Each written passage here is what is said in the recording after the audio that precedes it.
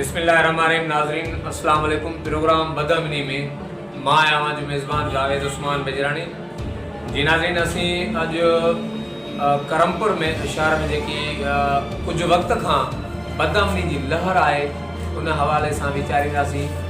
जी नाज़रीन अवां खे आगाही ॾींदा हलूं त काल शाम हिंदू वापारी जितेंद्र कुमार खानवाणी के दुकान के ॿाहिरां बीठल CD 2021 मोटरसाइकिल नामालूम चाबी चोर चोरी करे फरार थी विया आहिनि।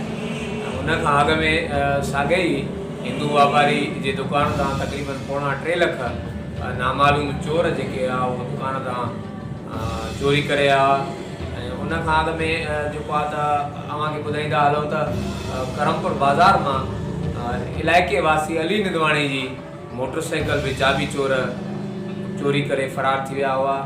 ऐं उन खां अॻु जो वाक़ियो अव्हांखे ॿुधाईंदा हलूं त करमपुर ॾियाणी स्टान ते हिंदू वापारी मेडिकल जंहिंजो मेडिकल स्टोर बाए सुनील कुमार जी नामालूम चाबी चोर मोटरसाइकिल में चोरी करे विया। ऐं उन खां अॻु जी असां आगाही शेयर कंदा हलूं त साॻे ई हिंदू वापारी जितेंद्र कुमार जी नामालूम चाबी चोर बालाणी मोहल्ले मां घर ॿाहिरां बीठल 2 मोटरसाइकिलूं चोरी करे फरार थी विया। इन खां अलावा त कुछ महीना पहिरियां हिकु मुसलसल लहर हुई मोटरसाइकिल चाबी चोरनि जी। पुलिस उन ख़िलाफ़ का बि हिन वक़्त ताईं मौसर कार्रवाई न कई आहे, जंहिंजे करे ही चाबी चोरी जा वाक़िया मुसलसल जारी आहिनि।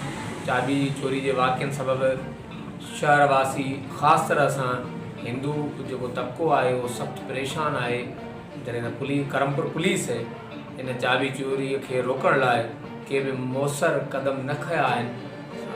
न ही जेको आहे त चोरी थियल जेके मोटरसाइकिलूं आहिनि उहे वापसि थी सघियूं आहिनि। असीं जेको आहे SSP कश्मीर कंदकोट अमजद अहमद शेख खां मुतालबो कंदासीं त करमपुर में थींदड़ चाबी चोरी वाक़ियनि जो नोटिस वठी जेके चाबी चोरी थियूं आहिनि मोटरसाइकिलूं उनखे फिलफोर वापसि कराए शहरनि मां बेचैनी ख़त्म कई वञे। वरी कंहिं ॿिए प्रोग्राम में वरी कंहिं ॿिए इशू ते ॻाल्हाईंदासीं। तेसिताईं पंहिंजे मेज़बान जावेद उस्मान बिरयानी खे इजाज़त ॾींदा। अल्लाह हाफ़िज़।